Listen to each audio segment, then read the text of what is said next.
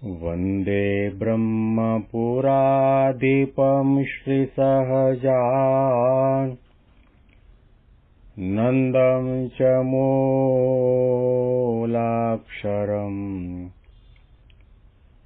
श्रेयस्कारणसद्गुणैकनिलयम् श्रीप्रागजिह्वावत ब्रह्मोपासनधारकं गुरुहरिं यज्ञं तथा योगिनं प्रत्येवं प्रमुखं महन्तमनिशं श्रीजीस्वरूपं मुदा મહિમાનો મહિમા પ્રવચનમાળામાં આજે 11મી જુલાઈ 2024 ગુરુવારના દિવસે તમામ સંતો હરિભક્તોને મારા સાષ્ટાંગ પ્રણામ. જય સ્વામિનારાયણ. હેપી વચનામૃત દ્વિશતાબ્દી મહોત્સવ. હેપી પ્રમુખ સ્વામી મહારાજ શતાબ્દી મહોત્સવ. મહારાજ પોતે દાદા ખાચરના દરબારમાં ઉગમનાથ બારના ઓરડાની ઓસરી ઉપર બિરાજમાન થયા છે. સામે ગોપાળાનંદ સ્વામી, નિત્યાનંદ સ્વામી, શુકાનંદ સ્વામી, મુક્તાનંદ સ્વામી, ચૈતન્યાનંદ સ્વામી જેવા મહા ધુરંધર અને જ્ઞાની સંતો પણ મહારાજના દર્શન કરતા, કથા વાર્તા સાંભળવા માટે આવીને બિરાજમાન થયા છે. મહારાજે આ તમામ સંતોને પ્રશ્ન કર્યો છે. પ્રશ્ન ઘણો લાંબો છે, પણ એક વાક્યમાં કહેવું હોય તો કહી શકાય કે ભક્ત કે સાધુના જીવનમાં ગમે તેવા વિપરીત દેશકાળ આવે અને પૂર્વજન્મના કર્મના પ્રમાણે કંઈક વિપરીતતા ઊભી થાય, એવા સમયમાં પણ ભક્તનો કે સંતનો એકાંતિક ધર્મ અવિચળ કેમ બની રહે, આ પ્રશ્ન છે. કારણ કે એકાંતિક ધર્મ સિદ્ધ કર્યા સિવાય આત્યંતિકી મુક્તિને પામી શકાતું નથી.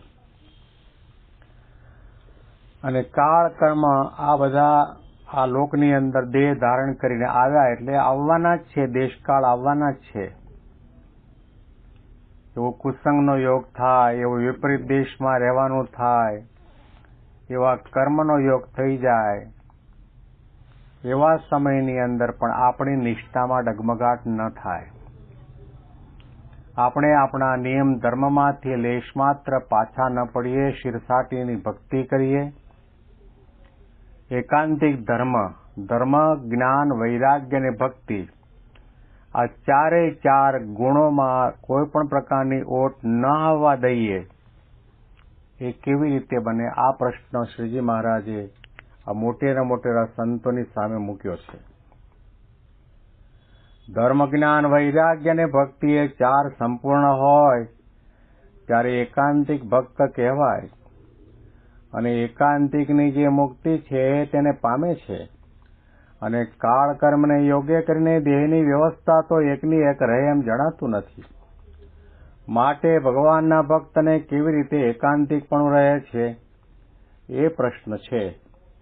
પછી ગોપાળાનંદ સ્વામી, ચૈતન્યાનંદ સ્વામી, નિત્યાનંદ સ્વામી, મુક્તાનંદ સ્વામી, બ્રહ્માનંદ સ્વામી, સુખમુનિ ઇત્યાદિ મોટા સાધુ હતા. તેમણે જેવું જેને જણાવ્યું તેવો ઉત્તર કર્યો, પણ એ પ્રશ્નનું સમાધાન ન થયું. પછી શ્રીજી મહારાજ બોલ્યા, જેમ અમારે ભગવાનને વિશે નિષ્ઠા રહે છે તેમ અમે કહીએ છીએ. અમારે તો ગમે તેવો સુખ દુઃખ આવે તથા સંપત વિપત આવે તેમાં એમ રહે છે જે એક તો ભગવાનની અતિશય મોટપ જાણીએ છીએ, તેણે કરીને આ સંસારમાં મોટા રાજાની સમૃદ્ધિ અને રાજ્યલક્ષ્મી તેને જોઈને લેશ માત્ર પણ અંતરમાં તેનો ભાર આવતો નથી. અને એમ સમજીએ છીએ કે આપણે તો ભગવાન થકી કાંઈ અધિક નથી, અને આપણું મન છે તે ભગવાનના ચરણારવિંદમાં ચોંટાડ્યું છે અને ભગવાન સંગાથે એવી દ્રઢ પ્રીતિ કરી છે જે તે પ્રીતિને કાળ, કર્મ અને માયામાંથી કોઈ એ ટાળવાને અર્થે સમર્થ નથી. અને પોતાનું મન એ પ્રીતિ ટાળવાને કરે તોય પણ ભગવાનમાંથી એ પ્રીતિ ન ટળે એવી રીતનો દ્રઢાવ છે તે ગમે તેવું સુખ દુઃખ આવે છે તોય નથી ટળતો. અને સ્વાભાવિક મનમાં એવી રુચિ રહે છે જે શહેર હોય કે મેળી હોય, રાજ દરબાર હોય ત્યાં તો ગમે જ નહીં, અને વન હોય, પર્વત હોય, નદી હોય, ઝાડ હોય, એકાંત ઠેકાણું હોય ત્યાં અતિશય ગમે છે. અને એમ જાણીએ છીએ જે એકાંતમાં બેસીને ભગવાનનું ધ્યાન કરીએ તો સારું એવી સદાય રુચિ રહે છે. અને જ્યારે રામાનંદ સ્વામીનું દર્શન નહોતું થયું ત્યારે મુક્તાનંદ સ્વામી સંગાથે અમે એમ ઠરાવ કરી રાખ્યો હતો જે મને રામાનંદ સ્વામીનું દર્શન કરાવો તો આપણે 2 જણ વનમાં જઈને ભગવાનનું અખંડ ધ્યાન કર્યા કરીશું અને કોઈ દિવસ વસ્તીમાં તો આવીશું જ નહીં એ મનનો ઠરાવ હતો. તે હમણાં પણ મન એવું ને એવું જ વર્તે છે. અને ભગવાન અને ભગવાનના જે ભક્ત તેમાં તો એવું દ્રઢ હેત છે તેને કાળ, કર્મ અને માયા તેમાંથી કોઈ ટાળવાને સમર્થ નથી. અને પોતાનું મન ટાળ્યાનું કરે તોય પણ હૃદયમાંથી ટળે જ નહીં એવી ભગવાન અને ભગવાનના ભક્ત સંગાથે અતિશય પ્રીતિ છે. મહારાજે પ્રશ્ન કર્યો કે વિપરીત દેશકાળ આવે એની અંદર પણ આપણું ભક્તપણું, સાધુપણું અને એકાંતિકપણું યથાવત અવિચળ બની રહે ત્યારે આ મોટા મોટા 6 સંતોએ હતા એમને જેવું ભાષ્યું તેવું ઉત્તર કર્યો, પરંતુ મહારાજના પ્રશ્નનું સમાધાન ન થયું. પછી શ્રીજી મહારાજ આ પ્રશ્નનો ઉત્તર આપવા માટે પોતાની જે આધ્યાત્મિક ભૂમિકા છે એનું વર્ણન કરવા લાગ્યા છે. મહારાજે કહ્યું કે અમારે તો ભગવાનને વિશે નિષ્ઠા રહે છે. ભગવાન સહજાનંદ સ્વામી મહારાજ પોતે પોતાનું ભગવાનપણું બાજુ પર મૂકીને એક એકાંતિક ભક્ત કે એકાંતિક સાધુનું વર્તન કેવું હોવું જોઈએ એ પોતાના વિશે જણાવી રહ્યા છે. મહારાજે કહ્યું અમને એક તો ભગવાનને વિશે નિષ્ઠા છે એટલે ગમે તેવો સુખ દુઃખ આવે, સંપત વિપત આવે તેમાં એમ રહે કે એક તો ભગવાનની અતિશય મોટપ જાણીએ છીએ તેને કરીને આ સંસારમાં મોટા મોટા રાજાની સમૃદ્ધિ જોઈને પણ એમાં લેશ માત્ર પણ અમારે એનો ભાર આવતો નથી. જો આપણને મહારાજ પોતાના વિશે કરીને સમજાવે છે, જો તમને ભગવાન પુરુષોત્તમ નારાયણની સર્વોપરી નિષ્ઠા દ્રઢ થઈ હોય, ભગવાન પુરુષોત્તમ નારાયણને અનંત કોટી બ્રહ્માંડના એકમાત્ર કર્તા હર્તા સમજતા હો, ભગવાન પુરુષોત્તમ નારાયણ અંતર્યામી છે, સર્વજ્ઞ છે, સદા સાકાર મૂર્તિ છે અને મને ગુણાતી સંત દ્વારા પ્રગટ અને પ્રત્યક્ષ મળ્યા છે, આવી પ્રકારની નિષ્ઠાની દ્રઢતા થઈ હોય તો મહારાજે કહ્યું કે ગમે તેવા સુખ આવે, દુઃખ આવે, સંપત આવે, વિપત આવે એની અંદર પણ મોટા મોટા રાજાની સમૃદ્ધિ અને રાજ્યલક્ષ્મી જોઈને એમાં લેશ માત્ર પણ અંતરમાં તેનો ભાર નથી આવતો.